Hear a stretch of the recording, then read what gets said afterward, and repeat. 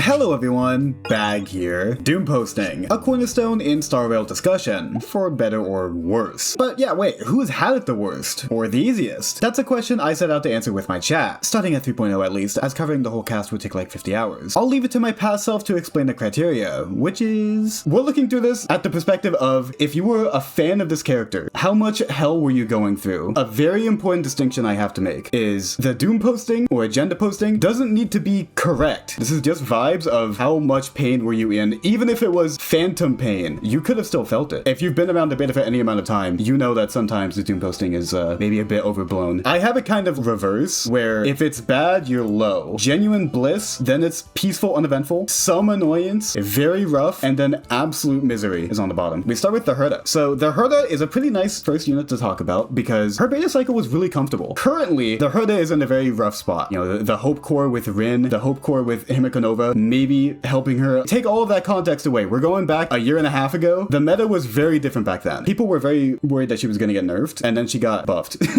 So the general vibe was, this is not healthy for the game. And lo and behold, how good she ended up being was not a good sign for the game because now she's left in the dust, not even that far into the future later. This was Coachella 2016. Okay, yeah, so we have like 30 units to go over, so I don't need to talk about it too much. But if we want to talk about where she should go, I feel like, and again, this might be a bit controversial because of where she currently is in the meta, but I feel like it's just straight genuine bliss. If you were the Herta fan in 3.0, you were really happy. Aglaea, hooray! She was pretty fine strength-wise. I think a lot of the Doomposting came with the context surrounding her. People did not like Remembrance when it came out. The Light Cone situation was really rough back in the day. We had fucking Reminiscence, everyone's favorite 3-star Light Cone. Also, yeah, the big elephant in the room, E1. There was a lot of Doomposting with like, she will need E1 to be like remotely usable, which back in 3.0, that wasn't the case at all. It was like the precursor to like the modern day E2 merchant discussions, but it was E1. Aglaea should have been standard. Oh, I forgot about people saying that. Yeah, people really wanted Aglaea to be standard because she was the first 5-star Remembrance unit. Yeah, so I think her strength wasn't that bad. Her and the Herta kind of had this new step up from 2.x of like, okay, this is the fucking 3.x power level that we're at. I don't know, working at a low cost for her was really easy back then. I can attest to that. If I can zero cycle back in the day with how I was back in 3.0, I think that should be a sign. That is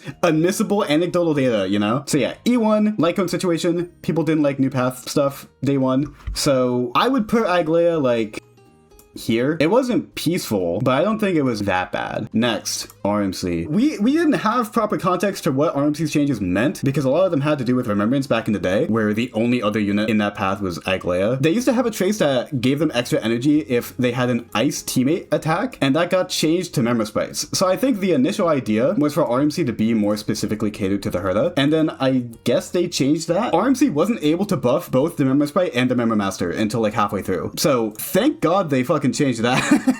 He would be so much worse for Castorice and Evernight and Aglaea and fucking everyone. In 3.0, people didn't really care because it didn't matter that much, but thank God. They also had the true damage scaling change a good amount. It used to have a higher energy cap to get the max, but then the base was a lot higher. But yeah, RMC also pretty tame. People knew that they were good when they came out. At least from my perspective, it took a couple versions for people to really realize how fucking strong RMC was. Like, definitely, at least from the start, people knew they were good. Yeah, Mem used to get 1% charge for every 6 energy instead of 10, but also the ult used to give 20% charge instead of 40. So it used to be like, you get energy automatically, and the thing that you control is your ult, and the ult used to give less charge, so you had less control overall with when you get the action advance. I would say, to fill out the tier list, pretty uneventful. Anyways, Tribbie. Yay! If you weren't there, Tribbie used to be a very different unit. In her start, she was not an ult spammer, and it was kind of the opposite, where she had trouble keeping up her ult. She had like 50% higher energy cap, but her ult lasted 1 turn longer. And okay, the big thing, there were 2 big things. One, her follow-up attack every time an ally ults was not limited by her ultimate. So for Argenti or Serval, you could just get infinite Tribbie follow-up attacks. It was removed, which, I mean, okay, this is part of that category where it's like, I don't know how much that actually matters, but it was really cool and it was really fun. The other big thing is her energy mechanic, where she gets energy when allies attack. That wasn't added to her kit until the very end. I think it was literally the last change that she got. So she was seen as pretty weak until that changed, because that's her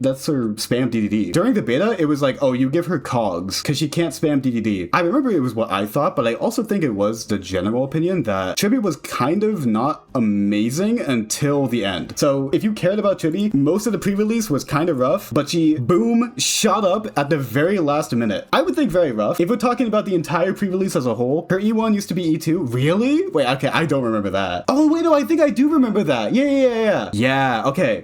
Should I count that then? Do we move her up for that? Of like, wow, her E2 is now her E1 and it's really good? Yeah, I would say it was a very rough beta, even if it ended well for her. I think that's what I'll say. All right, next up, Mydei. People have been talking about Mydei a good amount in the chat. I didn't think it was the worst, but it was kind of rough. Outside of power level, people really didn't like auto battle. I think it is mostly a feels thing. I don't think people really care about the actual meta implications of auto battle. I think it's just they want to control the characters they buy, which, I mean, fair. First of all, yeah, he got a shit ton of changes. God Saw You Be God used to not be an extra turn, and instead when he got enough charge, he would just get action advanced by like 50%, which was really weird for buff up time. It was really weird for tuning him for Sunday. It was just bad. It was rough. Yeah, his ult didn't give charge. He got a lot of changes, but I think people mainly just cared about his actual kit in the first place. This isn't really power level. He got mostly buffs, and he definitely ended better than he started, but I think people just didn't like how he was designed. So, do we put him here? This is like where a chat sounds like, I think. But I'm fine to put him here. I don't think it was the worst. Tribbie definitely had higher highs, but I also think she definitely had lower lows. I'm gonna say this a lot. We had very different standards back then. Like, we didn't know the lows that this game could bring us to, you know? I remember, yeah,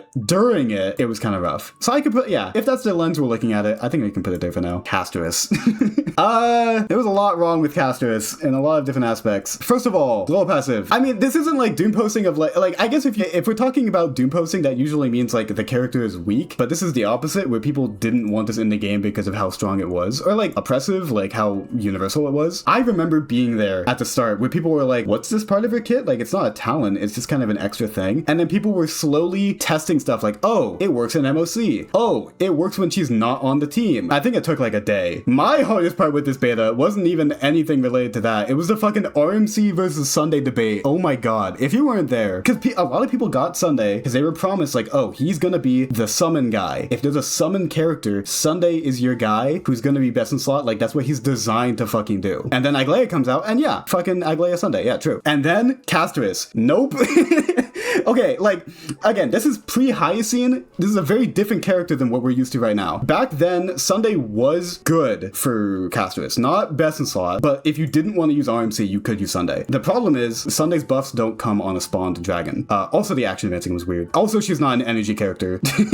As for her actual changes, she used to be a lot worse. Castorice didn't get new blood charge unless if the healing was overhealing. So what people used to do, they would get teammates with really low HP, because then it's really easy to get them to high HP, so then they can get overheals. So you would use like level 1 light cones to get lower max HP. Also, yeah, her old E1 was put into her kit. It was cool. That's the damage percent on her breath. That used to be her E1. They put that into her base kit. Netherwing's HP changed. I forget how much, but it did change a good amount. She got a lot of changes. I think there was not really much to complain about her with her actual mechanics. She followed the trend of the Herta of having very good cheap teams. Like RMC Gallagher was like her bread and butter. Again, the main problems was just people didn't like the global passive. People didn't like the Lycone option, because yeah, Bailu Sig was like number 3. People just didn't like what she meant for the game. But I think if you were a fan of Castorice, you weren't really having a bad time. I think if you were a fan of the game known as Honkai Star Rail, you were having a bit of a hard time, because she was an omen of things to come, I guess. So I don't really know how to rate her for this tier list. I think here, yeah, I think she was very rough, just like the slander that this character had to go through before her release, because people did not like her. But I think for actual, like, being a character that you pull for, she was fine. Anyways, Anaxa. Anaxa started a trend that has since been repeated a couple times, where he is the second half unit of an anniversary or whole event. So he kind of got the short end of the stick. His animations were not there compared to Castorice. His promotion wasn't there compared to Castorice. He was definitely the second fiddle. The tagline for Anaxa back then was, oh, he's for the Herta. He is able to be a carry, but like his designated role that people really cared about was, oh, he's a Herta support. Now it's like, no.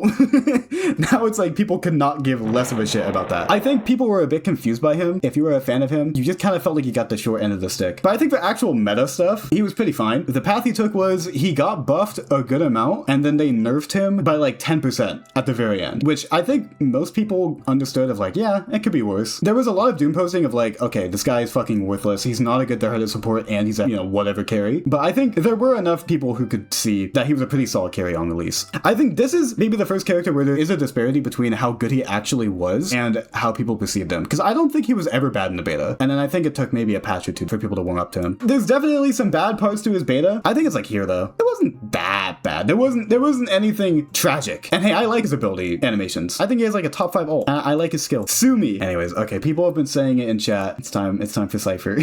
I think there were two distinct sides to Cipher's beta. On one half, it was what she meant for the teams that she was meant for. You know, everything that happened in Acheron mains, everything with Jiaoxiao, all of that. And then the other part was her actual viability in the meta as a whole. Of like, okay, past that niche, how good actually is she? She used to have 30% Death Shred instead of 40% vulnerability. More raw stats, I guess. Her true damage split used to be 30-10 instead of 24-16. So for single target characters, it would have been better. And yeah, the main thing is that her skill, follow-up, and ult, besides the true damage tally, like all of her raw damage was like double what it came out as. Like, people think Ashveil V3 was bad. Like, they literally cut her multipliers in half right before she came out. It was rough. And I think now, a year removed from it, we can kind of say like, yeah, the beta did matter. She could have gone a lot more. And we've seen from characters nowadays like Mortenax that like, if you're going to be a reviver for characters' kits, you could definitely do a lot more than what she got. Like, compare what Cipher did for Acheron and Feixiao compared to what Gilgamesh did to Saber or what Dahlia did to Firefly. Like, it's such a big gap that like, you can't, even though we didn't know that those things were possible, like you could kind of feel like, yeah, she makes them better enough to be top of the meta, like actually worth pulling for. Like, not really, but she's there. So I think most people in chat would agree. It's like this general sentiment. But I will say, she did have a very entertaining pre-release cycle. Like, if you didn't have any personal stakes into it, her beta was one of the best because it was really fun.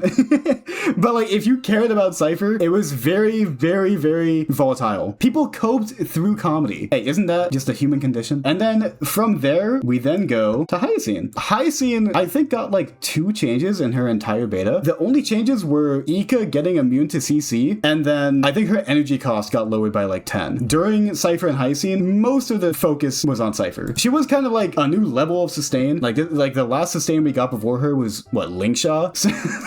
So, I mean, do you need me to say anything there? People were a bit worried about what she meant for the game, especially with the precedence of her S1 locking utility. Although she's not the first unit to do that, but it was like, oh, she does a lot of cool kit stuff. She has a lot of cool synergies if you have her Lycone, which is like, okay. Yeah, it was peaceful. I think if you were a Hyacine fan, you didn't have much going on. You mostly just looked at the Cipher people and then, you know, watched them cry. I think this is like here. I don't know if it's genuine bliss. Nothing good happened in her beta. Like, am I like genuine bliss from 10 lost max energy? Like, woo! She started good. She ended good. Up next, Phainon. If not Anaxa, I think Phainon is definitely the first character on this list that got a bit overblown on the Doomposting. People realized from minute 1 how good his E2 was. He definitely was an E2 merchant, even in 3.4. The sentiment back then was like, he doesn't feel worth it to play without investment because his investment does so much, which I don't think was true in 3.4. People were acting like in 3.4, you can't use him at E0, S0. I remember having this whole fucking speech of like, guys, you shouldn't just play for meta. If you want to get him because he's cool, then you should get him because he looks really fun. Wow, you don't need investment to play him. Like, that was my whole like soapbox to stand on. Yeah, now E0, S0 Phainon is not good at all. Back then, you were completely fine. He did get changes, but it was one of those betas where people were clamoring for buffs the entire fucking time, and then he didn't really get many, and people were like, oh, he's fucking dog shit. I think he's like, he can be with his Mydei. He can be there. Although I think maybe it's like this. Top of this tier, bottom of this tier. I mean, yeah, people called it like they saw it. He's definitely an investment goblin, which, I mean, yeah, they were correct. They could see into the future of how he would be in fucking 4.4, of how much he needs investment to get going, while also having really good investment. Saber is similar to the Herta, I think. Not exactly, because I think her beta was kind of boring, but I think she was a very inoffensive unit when she came out. I think a lot of the Saber controversy came after her release. I think during her pre-release, it was like, yeah, she's good. She was not seen as a brick because she wasn't back then. She was perfectly fine. So it's, again, like the Herta, it's very weird to separate opinions on Saber a patch ago compared to how she was on release, but I think it was relatively peaceful. I don't think there's really much to talk about with Saber's pre-release. It's like right here. Archer. People knew Archer was really good on his release. He got similar to Anaxa, where at the very end, he got nerfed like across the board by like 10%. I think the general sentiment though was it could have been a lot worse. General Bliss, yeah, honestly, he was good at the start. I think he got some buffs and then it ended on a nerf, but it wasn't that bad and people were usually happy with him. There wasn't really anything that went wrong with Archer. I think we can do that. He's like the Herta, but Archer got nerfed a little bit at the end, and then the Herta got buffed a little bit at the end. So that's the difference between the two of them. Hysilens, a very standard beta where she started off a bit weird. Her kit had a lot of jank, but unlike some units that she was maybe released next to, the jank mostly got entirely fixed, and then she was good, and then they didn't nerf her. So honestly, nothing really wrong happened. Her old E1 was put into her base kit, where it was her ult proccing dots and gaining 1 SP. That used to not be in her kit. That used to be in her E1. I don't think she was that bad to start, but she was definitely worse. So there's not, like, you really had nothing to complain about with her. Who even doomposted the fish? Yeah, if we're talking doomposting, she's fine. She's completely fine. Yeah. I don't know. I don't think she released in like the most insane broken state, but you got everything you asked for with her, I think is the way to put it. Yeah, so she got everything she asked for, and then there's Cerydra. She might take the cake for the most confusing pre-release cycle. Not like worst, but just like they don't know what they're doing with this character. So Peerage has 2 buffs. It has a skill damage % buff and a res pen buff. The res pen at a certain part, I think only midway through her kit, used to only be applied if the buffed character is in the departed state, which is only Phainon. It used to be fucking terrible.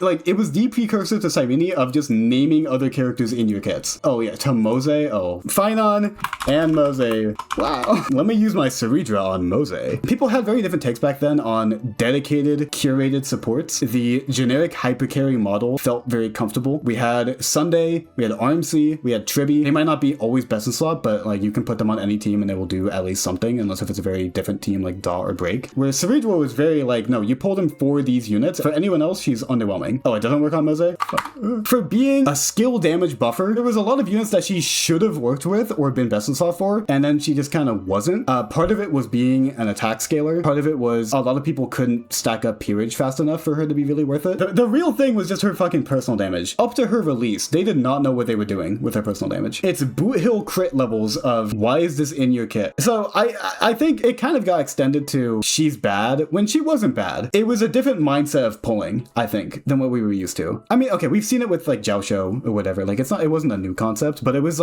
different than what people wanted out of her. People wanted her to be this very universal support, or not even universal, but just like good in her category. And like you can make units work with her, even if it wasn't strictly best in slot. But no, instead it was 2 units, Archer was Cope, and then everyone else was just, why are you using Cerydra? I don't know if this was absolute misery, but it was at least very rough. I don't think it was absolute misery. I would say here. I think that there were worse betas, but hers was really bad. Where am I? Oh yeah, Evernight. Oh god, okay.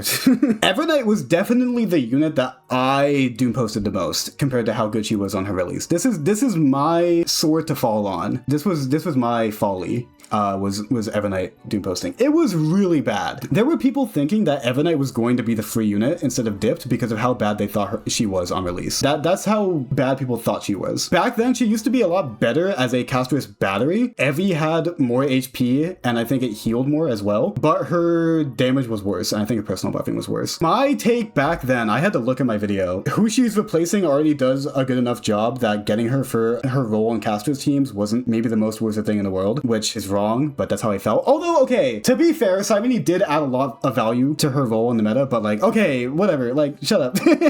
I was wrong, okay? I have said this many a time of how wrong I was with Evernight, but you know what? Because I had my own take, but then I looked at what the general consensus was, and it was like, she's absolute fucking dog shit. At least some people were saying that. It was definitely a sentiment at the time. Also, yeah, her Eidolons were not taken seriously enough for how good they were. Yeah, granted, Cyrene did change a bit of that context, but if you look back on the discussions during her pre-release though, like, people thought she was going to be free over dipped, which I just cannot get over. So I would say above Phainon though. Like, she released better than Phainon, but people acted like she was worse than Phainon. Anecdotally, from my experience a year ago, Bag apology video went, this is my apology video. I was slightly wrong about Evernight. I didn't call her bad, but I definitely treated her worse than she was. Again, for main carry Evernight, which I did downplay, that definitely did get changed with Cyrene's release. So like, okay, I wasn't as wrong as it made it sound sound like, but like, okay, still, whatever. Like, yeah, okay. Everyone's looking forward to it. It's dipped. Yeah, okay, so if you didn't know, during Don Hong's pre-release cycle, how Soul Dragon used to work is that if you put Soul Dragon onto a character, any on-hit effects from that character were also triggered from Soul Dragon attacking. Some examples were if they had tutorial, Soul Dragon would give a tutorial proc. It would implant weaknesses from Anaxa. I think it used to give Jade stacks, Hunt March stacks as well. Yeah, there was stuff with Acheron. Like, it used to do a lot. Like, he had this very varied kit where he did something unique with so many different units, and it was very fun. It was really cool. It made him very unique, but then they took it all away. They made it so that even though Soul Dragon is the summon of whoever you give it to, the attack doesn't count as the way it did before. The main thing that people were sad about with Dipped was not his strength, because he still released very strong, especially for being free. People were like, he's just so boring. They removed everything interesting about his kit. Also, yeah, I should note, many of the comments were about they wanted Bondmate to stay. They thought this was like a placeholder name. There were many celebrations every single time there were changes that this didn't go away. So that was fun. But other than that, people were very sad. He would have been better before the changes too, but I think mainly it was just like he could have been so much cooler. I could put him in some annoyance, but I think people, the perception was here. Yeah, I guess it could be like a Castorice thing. Annoyance seem right? I mean, yeah, we can do that. I'm liking the trend that people are like anticipating the next character. Yeah, guys, it's time. Cyrene.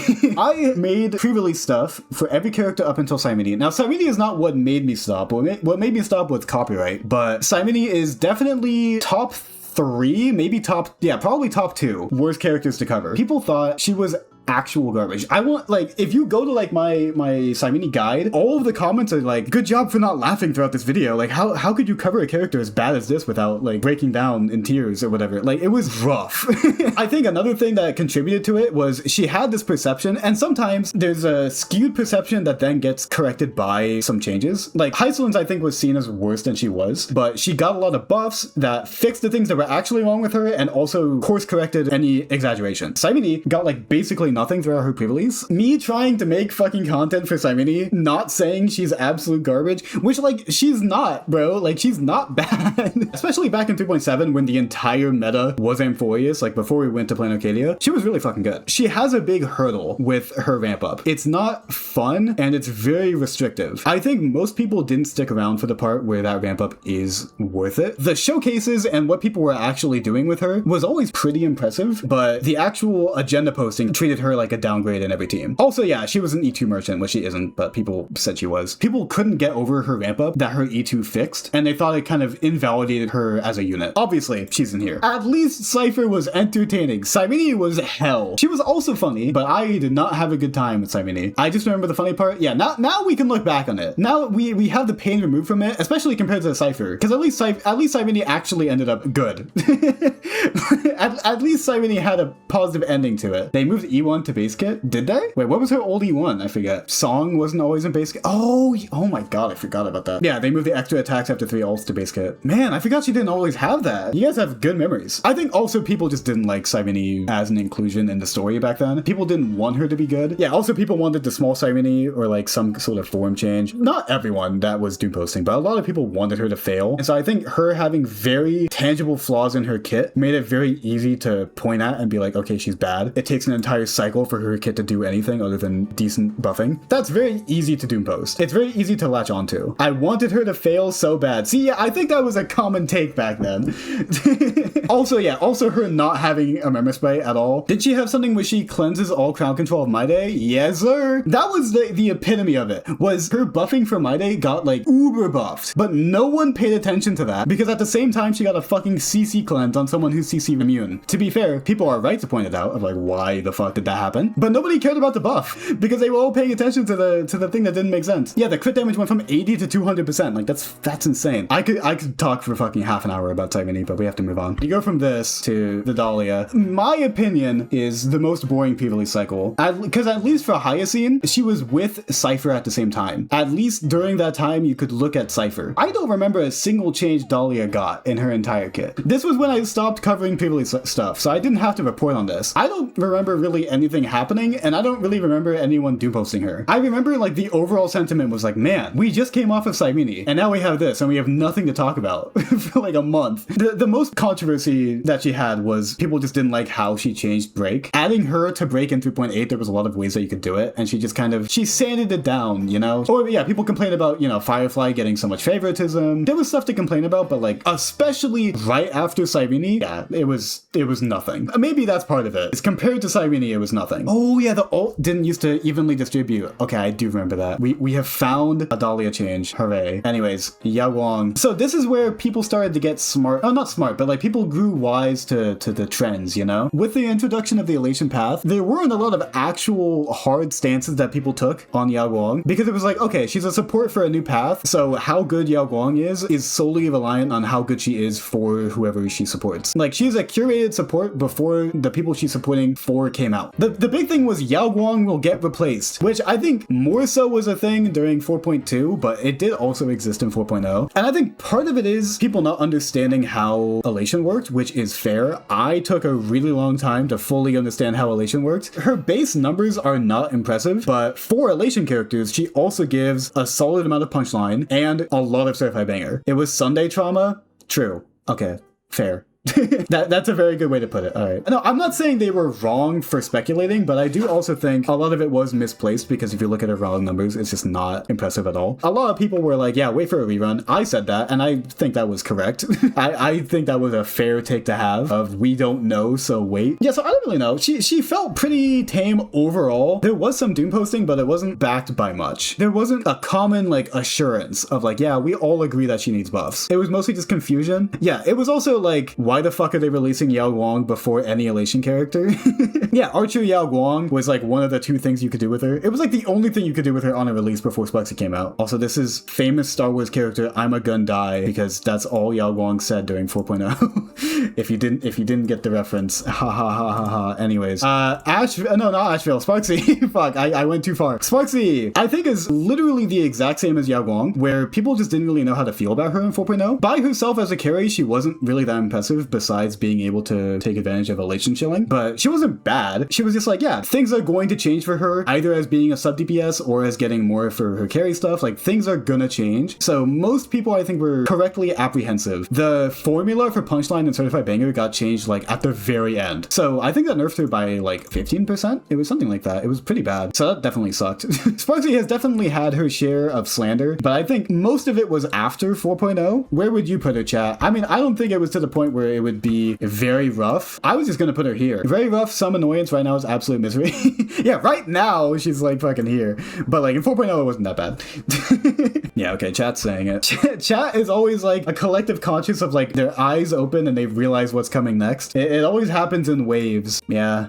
Okay, so I honestly can't pick which was worse between Ashveil and Cyrene. I think objectively it was Cyrene, but Ashveil was a very close second. So if you weren't there, which we're close to the present now, this is much less of a nostalgia trip from a year and a half ago. The start of Ashveil's pre-release cycle, he was really fucking good. He used to have 5 charges of his follow-up instead of 3. His ult didn't refresh to max, but his skill used to give a follow-up. So he would just get a follow-up every turn. You used to just go Sparkle Sunday with him and just have a really fast like Eagle Von Whack dipped consuming his follow-ups, and it was insane. And now, okay, I have to preface everything I say because opinions are still hot on how good was he when he started out, how much did his nerfs matter, how good did he end up. Those 3 questions, people are still very opinionated on that. We're going past like, oh, people thought this a year ago and now we're so removed from it. No, this was like earlier this year. His midpoint changes were harsh cuts to his multipliers, but he gained his energy trace. Similar to Tribbie, of like removing a lot of shit and then giving an energy passive. And then what I think happened was something was wrong with how people test units. So we had to rely on like pure math. We couldn't actually see it in practice for like the first week. And so that let people be very, very, very, very doomposty. And there wasn't anything that you could really say against it. Like you couldn't say like, oh no, he still clears this fast because you didn't know. Now, regardless of your opinion of how bad the nerfs were for Ashveil and how good he ended up, it's very easy to say that the doomposting was overblown. It was not a consensus, but there there were a lot of people saying that he was straight up unviable as a carry. You should not pull him if you want him to be a carry. Which, okay, the other part of it was we had dreams, we had premonitions that there were teammates coming for him in the future. So it's like, people were like, oh, wait for that before you make any decisions with him. But like, even without Mortenax, like, would Ashveil had aged well if he didn't get Mortenax 2 patches later? It's an interesting hypothetical to think about, but people thought he was like 2-2, which was insane. Unironically, his defensive stats getting gutted still pissed me off. Oh yeah, he wasn't that frail at the start. Yeah, they nerfed his sustainless stuff because he was fucking insane at the start doing sustainless. I forgot about that. Yeah, I think it was definitely super overblown, but it was also partially warranted. I don't know. I miss V1 Ashveil. It was cool. Although, again, like Tribbie, I think if he released without his energy trace, that would feel wrong. I think it's such a core part of him that him not having the energy trace would feel wrong. So in a way, I'm glad that the changes happened. I spent so long changing shit in the Ashveil teammate tier list that I just didn't make a guide. Partly because I didn't have the time for it, and partly because I didn't want to touch this character with a 6-foot pole. And I don't regret not doing that at all.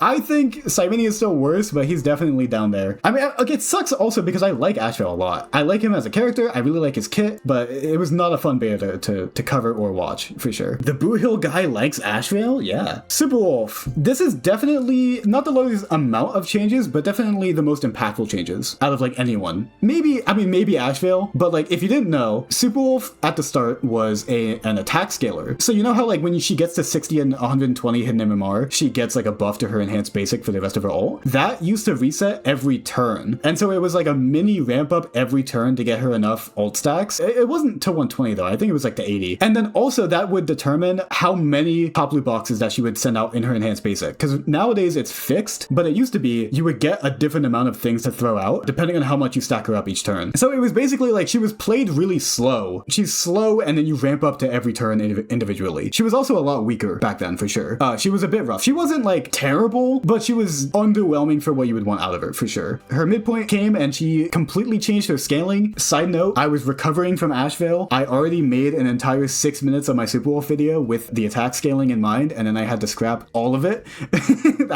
So that wasn't fun. But then afterwards, she turned out fine. The other thing that happened was her war being waged with Evanescia. I think for how bad it could have been of two characters that basically share almost the exact same team, vying for the exact same position in the meta, being released in the same patch, I think it could have been a lot worse. I think people were somewhat cordial of like, yeah, they're close. Ava is better at low investment. Superwolf is global passive. I don't know. I think, okay, I'm Team Ava, and I think most people are nowadays, but it was definitely hotly debated. The main thing that was fucked with Superwolf, though, was, in my opinion, was not her being compared to Ava. It was who was essential in her team. If you, in V1, said that Superwolf needed Yao Guang more than Sparxie, you were taken out back and shot in the head 15 times. I swear to God, people hated the idea of Superwolf needing Yao Guang. I can't even fucking describe to you how much people didn't like Yao Guang with Superwolf. Because it feels crafty of who they were designed for. Like, obviously, Sparxie was designed in part to be made for Superwolf. Yao Guang felt more general, so it felt easier for her. It felt easier to say that she would be replaced or that she wasn't as needed. Yeah, they would kill you with hammers. And then I had to fucking parse like, okay, people are saying she doesn't need Yao Guang at all. That's obviously not true, but like what is happening?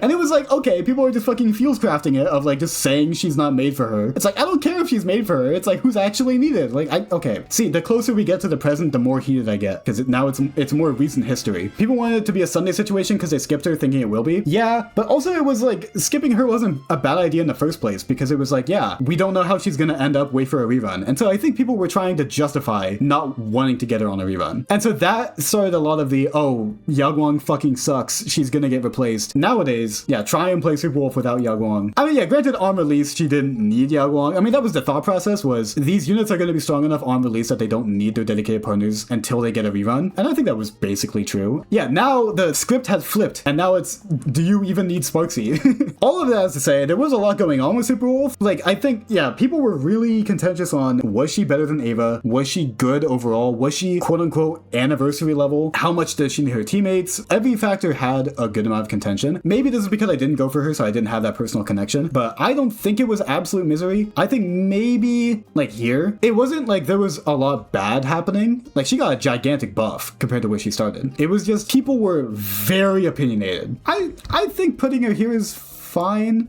maybe like top of very rough. I don't think you could say there was only some annoyance. Evanescia. So Evanescia used to have very weird scalings in V1. I remember people saying that like she was best in break teams because like don't play her in Elation, which I think people were mostly just agenda posting with that, but it was a thing that people were saying. The main things were her animations sucked compared to Superwolf. I like her animations, but it was definitely an Anaxa versus Castorice or a Saber versus Phainon situation yet again. Also, people didn't like how restrictive her best in slot team ended up being. Although, I mean, EMC is free, Ho-Ho is basically free, like it's not that bad, but like in her start, it was very like you don't need Yao Guang that much. Although she was best in slot, it wasn't that big of a disparity. But then that definitely did change, and so people didn't like that. Overall, it definitely was not as bad as Superwolf. I think most of the heated stuff happened in Superwolf's side of the court. Ava started off a bit rough in power level and in direction in her kit, which people liked because she was very flexible. Then she got changed slash fixed slash more restrictive, so it was kind of a win and a loss at the same time, but she definitely ended up strong, so you couldn't really complain too much. I don't know. I could see like this, like top of some annoyance. People were really upset that she became reliant on Elation. Yeah, I definitely saw a lot of that. Okay, I mean,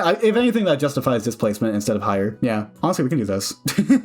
Yeah, a lot of the controversy was on her marketing compared to Superwolf. She got like nothing. I guess, yeah, if we go back to the criteria of how did it feel to be a fan of her during this cycle, yeah, her trailer, her lack of other stuff besides her trailer, yeah, that definitely didn't feel good. Not really the main thing that I'm looking at, but it definitely was a factor. All right, I could put her like here. I don't know. There's a lot of little things. I don't think there was no big incident. All right, this is my hill to die on. Next chat. Fucking EMC, dude. People fucking hated EMC. It was like EMC like killed their sibling, bro. I don't know who's soup EMC fucking piston. I don't know what fucking happened. People wanted EMC to fail so fucking hard. EMC got like no fucking changes in the beta. The only thing that changed in the beta was EMC's E6 being changed twice. It used to be after EMC ults, they would do their own Elation skill, which also mattered for their energy. Then it got changed to a speed buff, which was good for Superwolf. Then it got changed to what it is now, which is the fucking crit damage buff for themselves. People thought EMC was genuinely dog shit, and I don't get it. Like, I don't have any commentary for this. People thought they were dog shit, I don't get why. Okay, the common thing is like, yes, EMC is good in where they are supposed to be good, but they are definitely replaceable. And I'm like, okay, fair enough. I wasn't exactly expecting RMC 2.0. I don't know. Still, best in slot basically for Ava.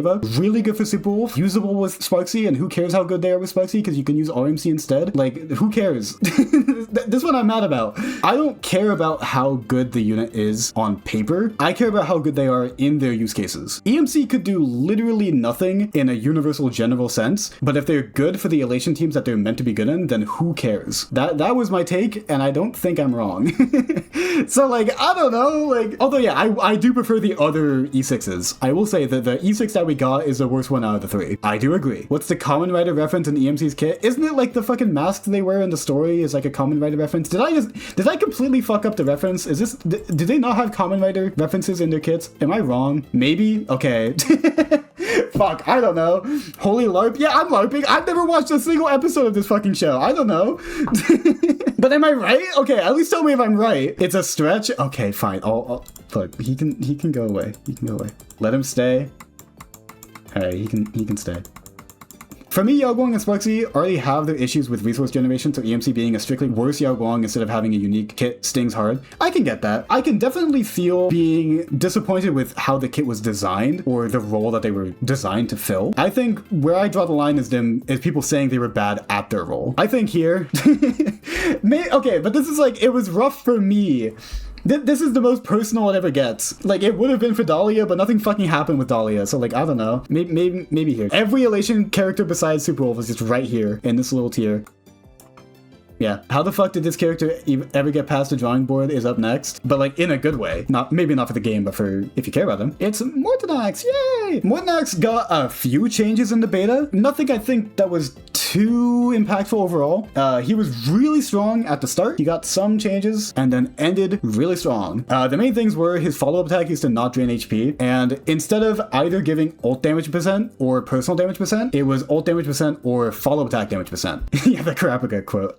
I couldn't find anything else for him. It wasn't that bad. Like, yeah, his sustainless was worse because now he self-HP drains forcefully. Like, if you used to just basic always on Mortenax, you would just never HP drain besides entering his ultimate. So it used to be a lot easier to to go sustainless. Yeah, it's kind of, this is our modern day the Herta, where it's like his fans ate good and people were concerned about what this meant for the game's health. Where will Mortenax Blade be in a year and a half compared to where the Herta is now? Place your bets, folks. I think definitely here. It was pretty uneventful, but he was so good that like that uneventfulness was the bliss.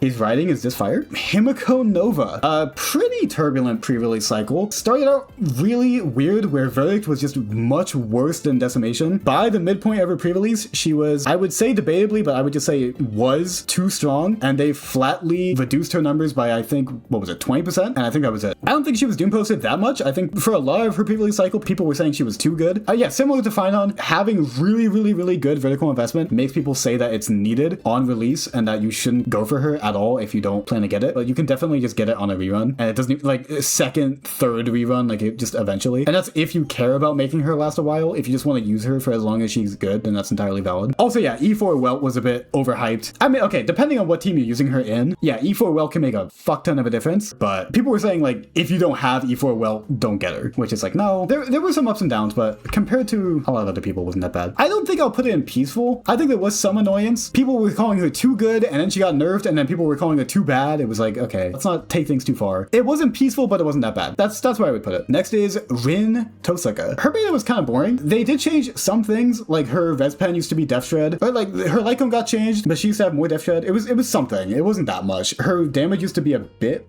better, and then her buffing used to be better. Like her 70 crit damage used to be 100. So like there was some things changed a little bit, but really nothing that mattered too much. Yeah, I don't know. There's really not much to say about Rin. She stayed basically the same. I mean, not literally the same, but like her changes didn't really impact her too much. Yeah, with the Fate stuff, people will never like naming other characters in characters' kits. They didn't like it with Cyrene. That was a thing we didn't talk about. And people also, more so with Gilgamesh, but I think also with Rin, they wanted these characters to be more independent. Like people wanted Gilgamesh to be like his own character, which I mean, he's not only good with Saber, he has his Ashveil team, but it's like people wanted him to be his own thing. Also with Rin. But I think, you know, you take their kit for what they are. Rin is, you know, solid, so it's like, there's not much to really complain about. So I think this is just, yeah, peaceful. Nothing too notable really happened. And similar to how Hyacine was with Cipher, part of why it was so uneventful was because at the very same time, there was another thing happening in the beta, which is our last unit to talk about. It's Gilgabrick. Hooray! This is a very similar case to what we've talked about before, where the Doomposting definitely was overblown. At the start of his pre-release cycle, Gilgamesh and Saber were fucking insane. Their joint attack had 3 charges instead of 8, but only Saber could tally it. So you would just loop with Saber, because it was out of 3, and then if you have a 1-turn ult with Saber, then you get 3 actions every time you do a turn. It didn't used to give double ults, but it gave more energy, and it gave her an action advance. And then you use RMC with that, and then you loop, and it looked fucking insane. It definitely needed changes. Like, people really were expecting nerfs, and then they fucking gutted him. They changed everything for the worse. The Doomposting was warranted in a similar vein to Cipher of, we know how good it could be because we had it before the changes, so accepting what we have now is rough. Like, I can get that, but I think still it was a bit overblown, which, I mean, okay, it always is. Like, I think that's the general sentiment is it's always at least a little bit overblown. They should have brought back the Gilgamesh AA. I feel like I am in the very small minority of people who actually like the current interest, but I do also like how it used to be, so I mean, I don't know. I'm not really complaining about it, but the interest used to be you get a free action advance every 10 interest. But yeah, back to what we were saying at the start. Imagine if V1 Gilgamesh happened when RMC had 1% charge from every 6 energy instead of 10. Imagine how broken Gilgamesh and Saber would have been. Holy shit. I mean, okay, I feel like what chat is saying is they want him in absolute misery. I mean, I could definitely see it. I think he's definitely the least bad of the 4. Yeah, I think definitely compared to Cyrene and Ashveil, things were not nearly as bad with Gilgamesh. People just called him bad, called him a brick, and then that was it. Compared to these kind of have like events tied to it. Because it was also like he got, I think the joint attack numbers got buffed in V5, and then like no one fucking cared. Like he did get some buffs afterwards, and then like nobody cared. I think definitely the top of this tier, as in the least bad, but I think he deserves to be here. Do we have any other changes that we want to make to the tier list before we end things off? I think bottom 4 is pretty locked in. I think top 4 are pretty locked in. Is the Herta number 1? I think honestly Mortenax might be number 1. I don't know. People were really happy with him. Castorice should be lower. I could see lower than Tribbie. Yeah, I could see lower than Tribbie. I don't think lower than Cerydra. Alright, I think that's it then. Well, hey, if you guys want to say hi to YouTube, this will probably be turned into a video. Yeah, let me put a disclaimer here of there may have been things that were wrong, or things that I missed, or things that I misremembered, or whatever. I put some research into this, but a lot of it was trying to recall what I covered since the beginning of this channel. Apologies if there were any inaccuracies. Also, my bad for Evernight. Also, fuck you, EMC is good. And with that, that's everything. Going to the channel member corner, just to say that I appreciate every single one of you, as always. And with that, I hope you all have a great rest of your day. Bye.